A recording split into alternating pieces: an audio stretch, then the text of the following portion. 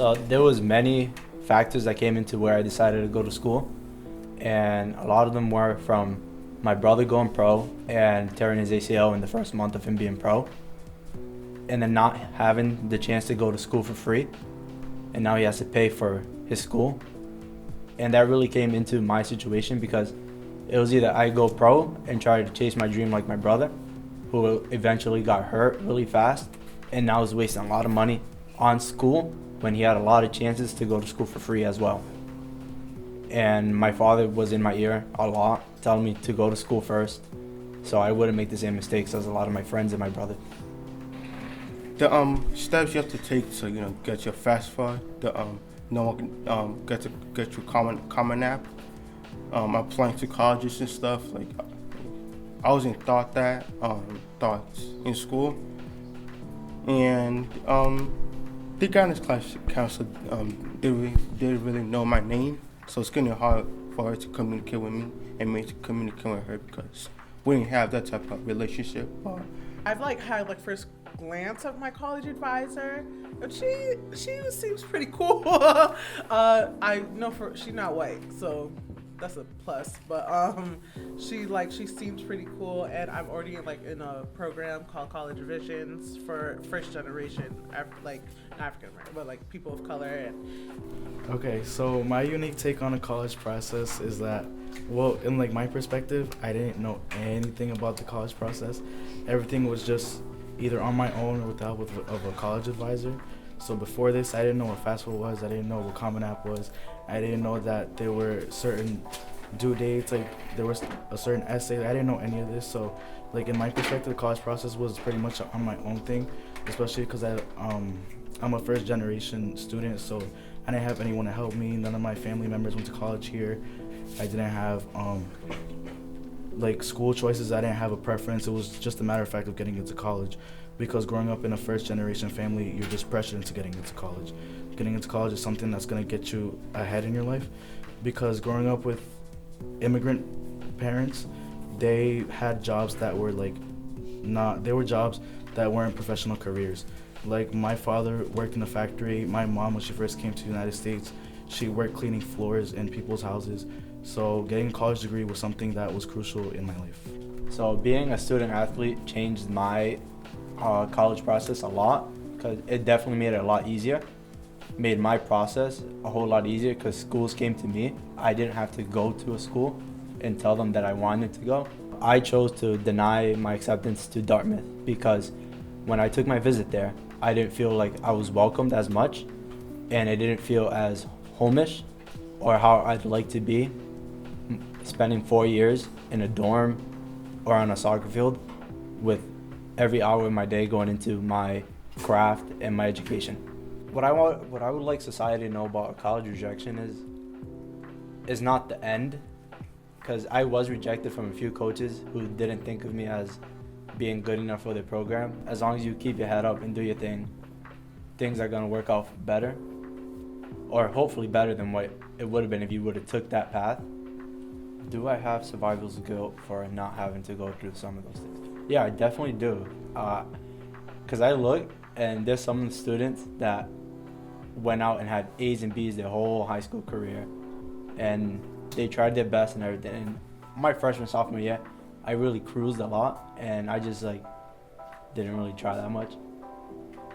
And for me to get into really good schools just because I play soccer, that I know it makes some of my students or my fellow classmates feel some type of way, and I don't blame them because I would be mad if I was in their position too. I feel like I kind of sold my soul to BC because I'm giving them all my hours, all my time, my studying, my brain, just so they can get my talent that I worked on my whole life.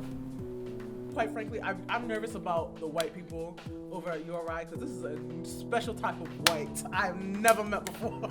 This is going to be a brand new experience. I'm the only black girl in my theater program.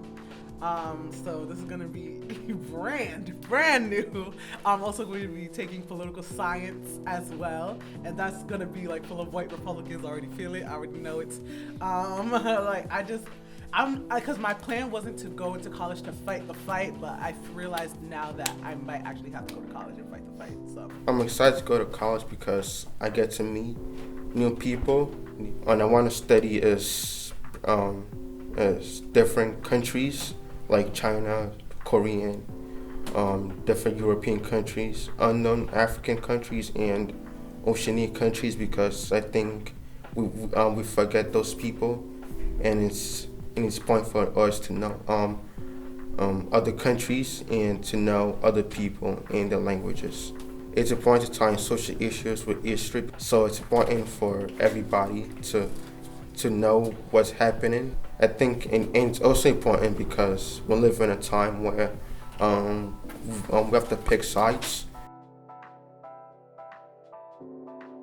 So code switching to me would be when you're in a room with smart people and you change your whole character, like the way you dress, the way you act, the way you speak, just so you can fit in a little more, even though you feel like you don't fit in at all. So I have an alter ego named Evan. Evan is basically like, you can consider my white side, because in order to get ahead in life, you need to act a certain manner. You need to be professional. You need to be correct when you're speaking. You can't use any slang. You can't use any Spanish words, especially considering that I grew up speaking English and Spanish mixed up. It's something you can't really include because you'll get looked at differently.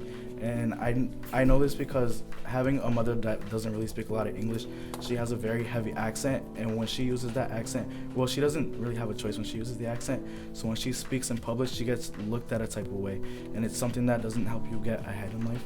And thanks to my sister, I learned to make my way through using my alter ego, or you could say my code switching, which is like speaking correct, using a high tone voice, using the proper greetings and stuff like that. It makes me feel like I have to be someone I'm not outside of work, and it feels like I have to get out of character in order to get where I need to be in life, or get where I need to be in my education or in my career, or just to get money, just to gain money. In today's day and age, you have to act a certain way in order to get a job, and it doesn't feel like me. It doesn't feel correct.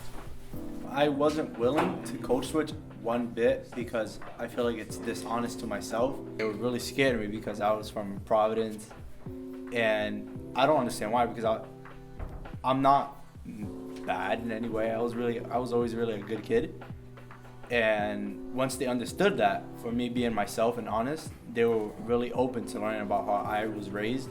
am I going to code switch when I get to college? Yes. I'm not gonna code switch in a sense that I'm gonna change myself, because I'm always gonna be halfway, but I'm going to code switch in the sense that I need to survive, okay, out here in these streets, period. I can't be talking like this in front of my white theater majors. I can't do that. Then they're gonna look at me funny. It's for survival purposes only. Professionalism doesn't always have to come in the form of whiteness, but in society's eyes, it's something that's usually automatically connected. People of color, people who are Hispanic, those kinds of people are usually looked at as improper, rude, disrespectful, and just looking a certain way gives you a certain image. So usually in society, whiteness is connected to professionalism. So if you have professionalism, then you have more of an advantage of getting ahead in life. I'm usually in like predominantly white spaces, like for the most part.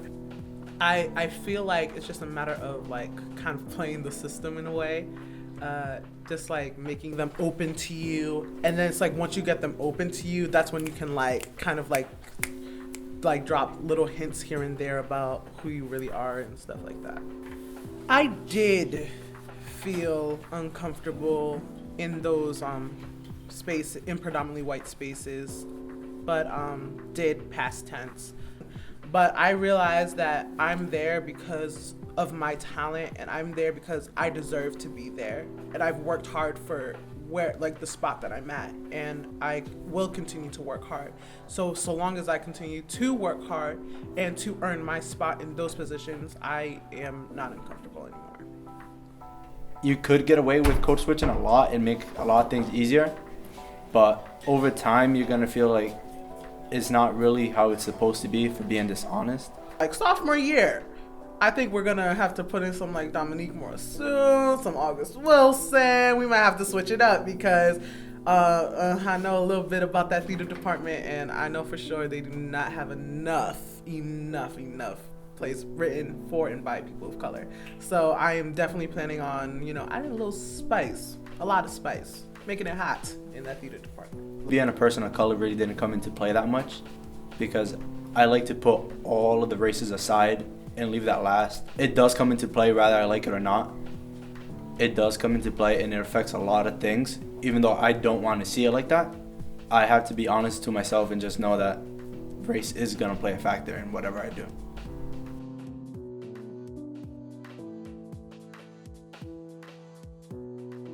Between that and doing the thing I love, it's kind of hard to choose because you have to worry about yourself. Depends on the money that you're gonna receive from loans and stuff, and the thing you like to do. You need a college degree to be successful in life. And my parents always told me that without a college degree, like you basically have nothing to prove yourself. The way my parents informed my decision to go into college was, honestly, it's like hard to explain because growing up in a different country, you're just brought up to be like, oh, you gotta go to college. You cannot have this other decision. And if you're an African parent, you're either going to like, if you're in an African family, you either have to do medical, something lawyer, something that brings money, which is like, I get, but is it something I really want? I guess that influenced me, like dropping my dream to like make them happy. It's just like, I guess it's just a hard question. It's like, it's hard to just, my family has sacrificed a lot for me, just for me to go to college. I might as well like sacrifice just one little thing for my family, When I get my history degree, I'm gonna use it to make a documentary about histories, like different countries, different cities, and different populations, and make stories of that was unexplained by American books that wasn't showed in schools, and bring it to students that weren't known or accustomed to it. It's important to know what your history is because you might not realize it, but your history dictates you, and your history is like your part of your identity, your soul, and your family heritage. The point of me majoring in that field is to help correct those kinds of problems, even though I can't correct every problem in the world. I think correcting small problems within families, within injustices, is something that actually makes a difference. I have told my parents what I want to study and what I'm interested in. I was given two options.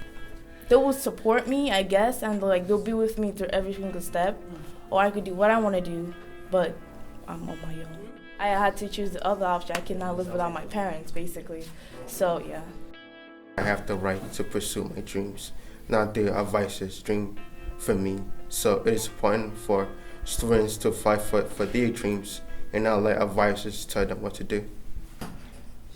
Yes, I guess. If I have to give up my happiness for theirs, I'm willing to do that. I'd rather have the money in the future to send them, to buy what they want, to put smiles on their face. So if I have to give up my happiness for that, I'm willing to do that.